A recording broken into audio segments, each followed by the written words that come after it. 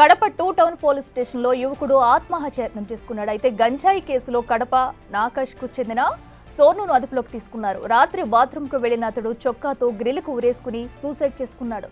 మృతదేహాన్ని కడప ఆసుపత్రికి తరలించారు. డీఎస్పీ వెంకటేశ్వర్లతో పాటు సీఐలు పోలీస్ స్టేషన్ను సందర్శించారు.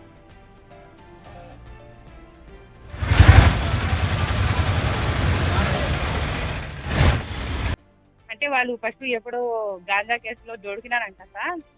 ఇంతకు ముందు దొరకలే అంట. కేసు కడుపు నొప్పితో సార్. అది ఏం గాయాలు లేదు సార్. గాయాలు మేము చూసినాము. ఆ టైం జరిగిందేమో అని. ఆ టైం గాయం లేదు. అదేం లేదు సార్. మా ఎదురుగానే ఉన్నాడు వాడు బతికి. దారిలోనే చచ్చిపోయినాడు. కళ్ళు అట్ట పైగాని